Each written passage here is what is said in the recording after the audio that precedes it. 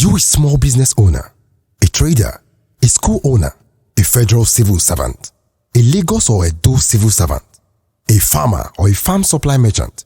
Do you need a loan or wish to fix your money for a high yield interest?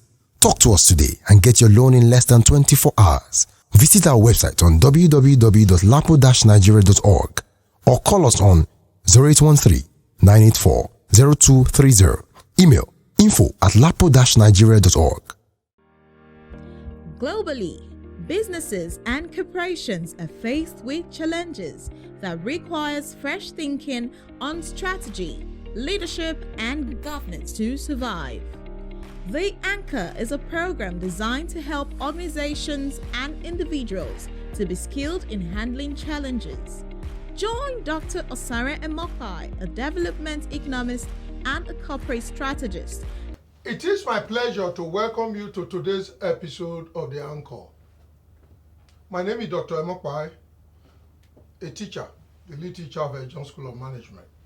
Now, discussing this topic, part 3 of that, in which we are going to look at the two basic lenses that are often adopted in wanting to formulate strategic measures to manage performance. Before I just come into it, let me introduce to my right, Mr. Ebi Tebepina, who is the Deputy Group Managing Director of, what's your company now? Avila Open Door. Thank you, sir. Thank you for coming, for the great job you've been doing on this program. I want to thank Professor Tony Aya, a strategist, and who is the Deputy Registrar of John School of Management. You can't manage performance without measures. In fact, measures are so central to managing performance. And that is why, if you see the basic models of managing performance, inside every model, there are measures. We are going to talk about PRISM, for instance, performance PRISM. You are going to see measures in them. We are going to talk about what Kaplan and Norton did. Their work on balanced scorecard. We are going to talk about measures in them. But there are these two domains. Until now, you find that professionals were almost arms in whatever against each other. So they say, no. I believe in the market-based approach. It's the market-based, that's all that we need to use in managing performance. So in other words, when I say market-based, is that what is my consumer talking about? What am I doing? So that's the only way. That is when they were talking about consumer is king. But somehow, you then found that they missed something. And they were the only one that has to do with the resource-based view. The major proponent of that resource-based view, I'm not talking about in terms of theory, I'm talking in terms of practice, was Steve Jobs. Steve Jobs said, your market, and what is your market? The people you call your customers, he said they don't even know what they need. And so what should I do? I will develop something and give them. And that is why Steve Jobs said, while in computing, all the other people were all ganging together, coming together in open system. Steve Jobs said, no, my own will be closed system. And so he was actually working based on the second leg, that resource-based view. He said, we are going to demonstrate our competence. We are going to demonstrate our values, our core competencies. We are going to demonstrate our capabilities. And that we can innovate better than, and our own is going to be closed system. And that's why you see their phone. Despite the fact that they sell less than, for instance, I don't want to mention the name of the other phones now, so they don't go and sue me. They sell less quantity. The second, in terms of market share on volume, the number one in the market, when he sells his own phones, he gets less than half the amount of money that Steve Jobs' phones, I won't mention the phone, go and find out who is Steve Jobs. Steve Jobs' phones, the value they then deliver is why? Because he adopted that second leg. which we call resource-based view of the firm. So in other words, if you want to manage and measure performance, if you take the market-based view, it could be linear. If you take the resource-based view, it will be my competence, what I have. Now when you integrate both, they said, and that is what this man was talking about, build to last. You know, the build to life, if you read that book, the two authors, he said we should not go into the tyranny of the or, this or this. He said we need a bit of this and a bit of this. He said let's deliver ourselves from the tyranny of the or and go to the liberty of the and. That is what we are going to be doing during this episode. Globally, businesses and corporations are faced with challenges that requires fresh thinking on strategy, leadership, and governance to survive. The Anchor is a program designed to help organizations and individuals to be skilled in handling challenges.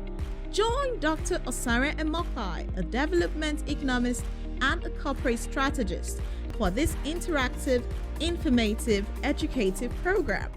Organizations create value not only for their markets, not only for the wants and the needs of their customers, but also having a deep understanding of the nature of their own competencies, their capability and resources. Some people say competence and capability, they are not the same. I will tell you the difference. You know, so their competencies and capabilities and resources that are critical for their success. You know, and so the issue of the stakeholder value proposition is core to optimizing organizational performance and how it is measured. And most importantly, how measures can actually be deployed to manage performance. I say it's like a chicken and egg thing. Maybe, Anya, you want to speak to this value proposition thing? We will just quickly look at the value propositions. The paradigm of chicken and egg. I think this paradigm is referring to the market-based view and the resource-based view. So that when you compare the two of them, which one comes first? Is it the market-based view or the resource-based view? That's where the paradigm comes in. Some people will say is this one, some people will say is that. But as the programs go on, the different subsequent episodes goes on, we are going to know which one comes first or which one is better. But for now, let's talk about a stakeholder value proposition.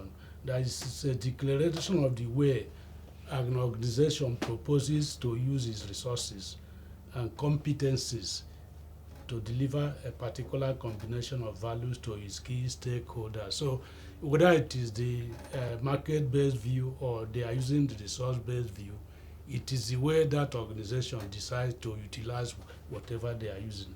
But there are major value propositions that we are going to talk about now. The first one is operational excellence, which means that the company provides standard product at cheapest or standard price. That's the first one. Another one is product leadership.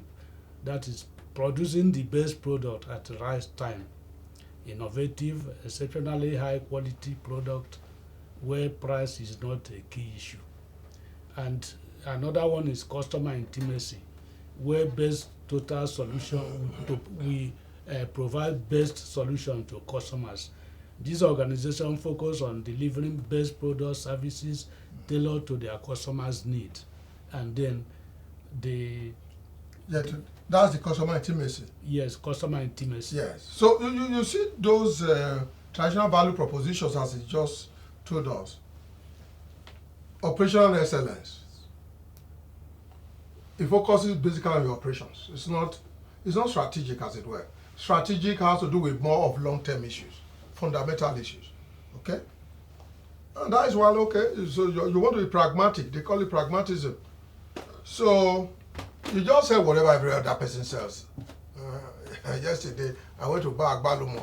Agbalumo is from one place to the other. Although I've seen that some agbalumo are sweeter than some in some area, but more or less you don't know. So I went to buy some agbalumo yesterday. to it. So you find our agbalumo from what you can see at the back of it. That is our native apple. Is it what we call apple? It's apple. Well, because when you go outside this country, they don't know what agbalumo means. That's our own apple. And our apple is sweeter than their own. Okay, so a bosso, and it is standard. But now, when you want to buy, you are looking at the cheapest price. Which one is cheapest? And this tends to apply more to commodities. You find in that domain, it's more commodities. And when you then come onto therapy, you come into medicine, it comes to generics. So when it comes to generics, you are buying generic product. It's the cheapest though, because both can deliver the same thing. You are looking at the cheapest. That's what it means there. Just amplify what he has said. Then on product leadership, if you've read, because this product leadership was actually developed in Harvard, by, what do you call this professor?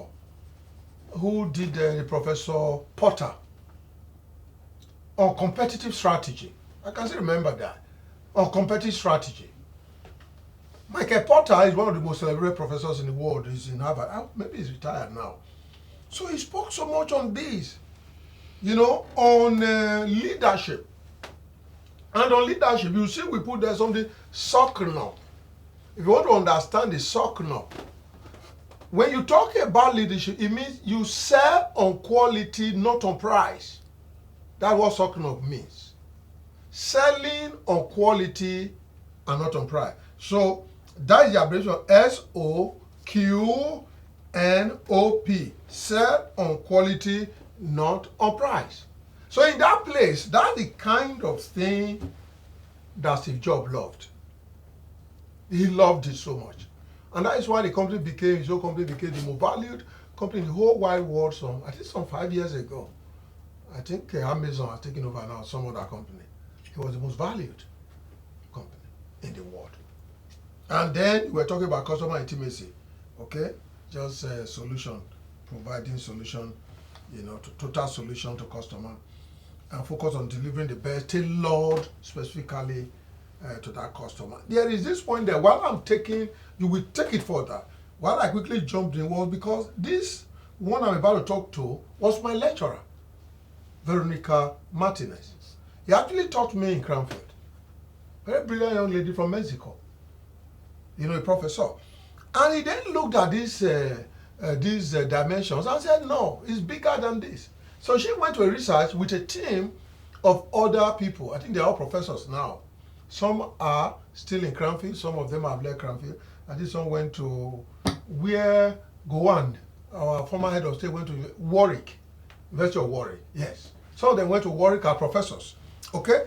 And what they then said is the Veronica Martinez and her colleagues at Cranfield University, they extended these three, operational, SLM, product leadership, customer, they extended the three value to a framework called the value matrix. They said they've been able, based on their research, identify that you cannot actually put products and companies when you went into those three. You can't compartmentalize them. He said you are just struggling.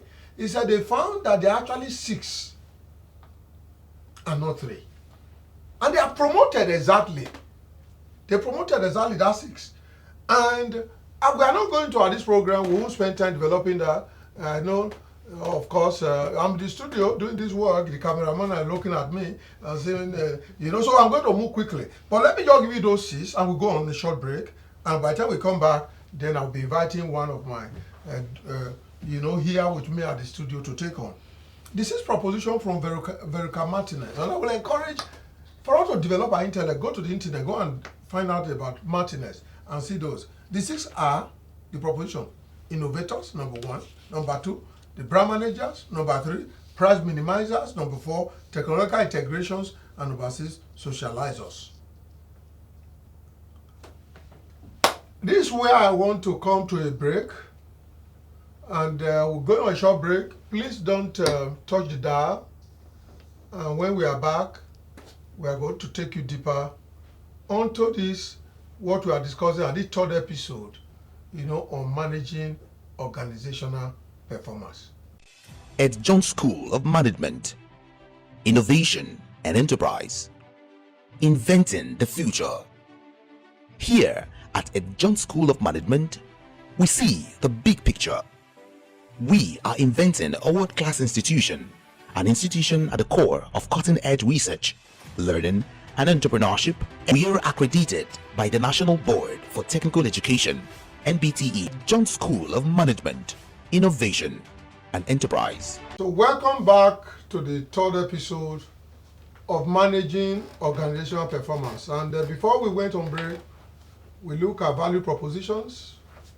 And in those value propositions, if you remember, we looked at the three traditional ones, and then we went to the framework that has been developed by Martinez and our colleagues in Cranfield University. And we just went through the six. Now, in measuring performance, we did say in just that second episode that people use different lenses, to look at the organization. And so those lenses will determine what measures you put in place. And some take the lens of market, market-based lenses, or they then take resource-based lenses, whichever one, and those things then play.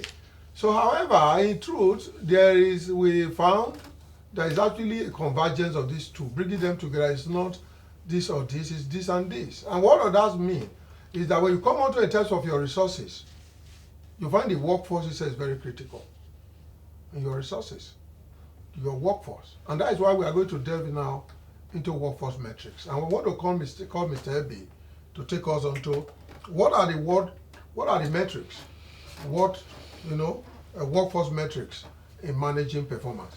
Thank you very much, sir. The workforce, like you said, sir, is very critical because, how we want to put it, that's the engine room when they are to drive performance.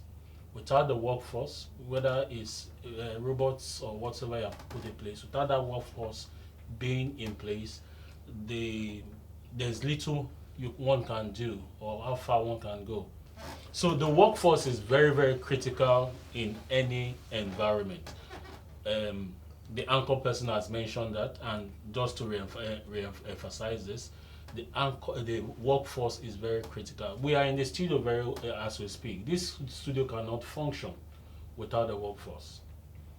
And without an enabling environment in this place, which is the workplace, if these places are not put in place, the lights are not there, the environment, the ambience are not there, we will not find it easy as we speak here. So basically the two must work hand in hand to ensure that the performance that is required is gotten. I want to just quickly mention some of those things when we look at it in the business space. You look at the workforce now, you are looking at the skill that is required to ensure that what is expected to be delivered is delivered. Without the cameraman, like I said, I want to use the studio because we're in the studio right now, and that will sell in well. The cameramans and the men are not here. There's no way we can do what we're doing now. We can't record effectively. The editor is not here. No matter what we do, if there are errors at the end or post-editing is going to be done, without the editor, it will not work. It will just be like garbage in, garbage out. But the editor will come in to ensure that it takes off what needs to be taken off, and what is put out there is exactly what should be seen. So the workforce, like I've used this studio as an example, is very critical in any business space. Coming back to our own operations, without the workforce, what we do basically now is totally dependent on the workforce. Yes, the technology is coming into place. Even the technology being in place have been operated. This technology being in place, the men in there must be there to operate these machines. So is a very, very vital aspect when we talk about performance, and how you motivate these people to ensure they deliver in terms of performance is very critical. Motivation comes in handy here. How do you encourage them to ensure that the performance that is required at the end of the day is gotten? We also look at... I think that's what is meant by, he said, it determines how the employee experience Yes. affects Yeah, organizational performance. Yes. So, as a business should focus on the measurement. So, if you want to measure the performance of the workforce, Yes. now, have you been able to determine the environment? Have you been able to construct the environment for them? Yeah. Which is, in that environment, that's what they talk about in this field. They call it employee experience. Yes. That environment has to do with where they work. Yeah. It has to do with relationships, social equity. Yeah. It has to do with how superiors work with subordinates.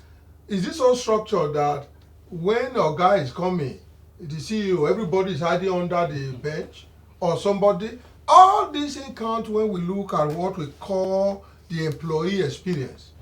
And that experience has so much to do to contribute to performance. So now, if a business really wants to now to have superior performance, like all superior performance, performance really mean a performer that nobody else is able to deliver. That's what we mean when we say superior performer, because it's a special management construct.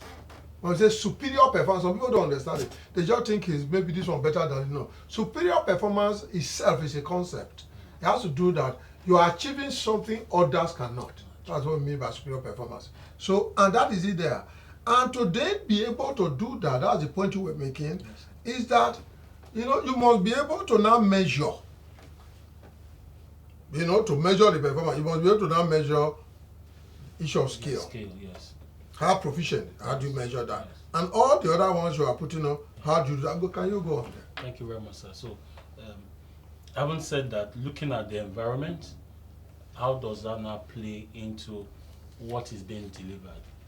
The workforce, the skill in place must be in such a way that by the time they're delivering the job that is required is perfect and second to none.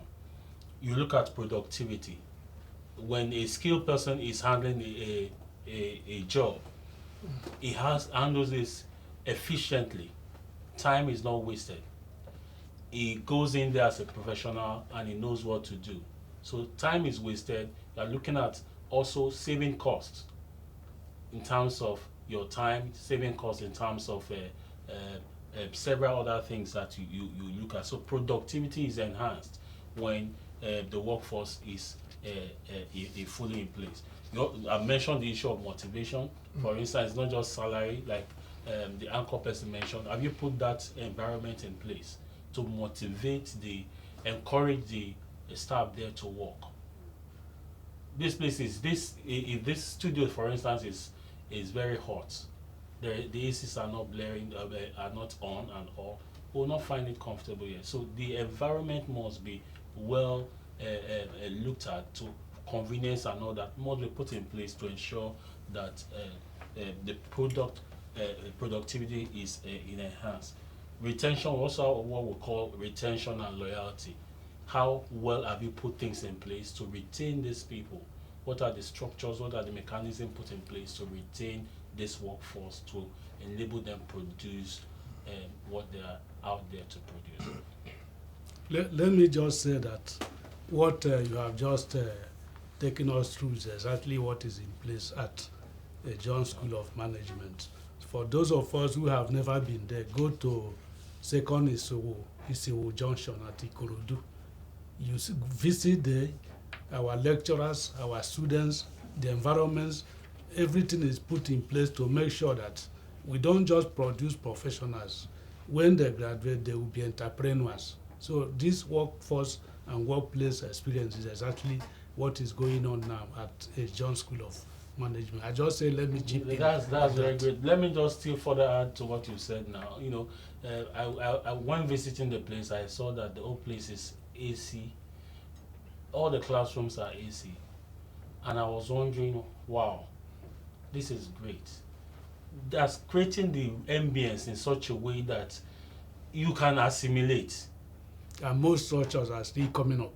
So that is what we're talking about, ensuring that environment is well catered for, in terms of ensuring that the workforce and even the students are all in a good state to assimilate what is being taught. Mindshare Communications Limited is a world-class marketing, communications and branding consultancy firm located in Lagos State, Nigeria. We offer a wide array of consultancy and promotional services to corporate businesses and firms. Our services include strategic marketing activities, public relations, advertising, social media management, digital marketing, web development, brand development, marketing activation, strategic branding, market intelligence activities, and telecoms, ranging from CUG management to airtime vending. Call Mindshare Communications today to help you achieve your goals. For further information, please contact Abiola on 0807 739 0974. Send a mail to info@mindsharelimited.com or visit our website at www.mindsharelimited.com. Address 184A Kaduna Road, Crystal Estate, and Muwadafi Estate, Lagos.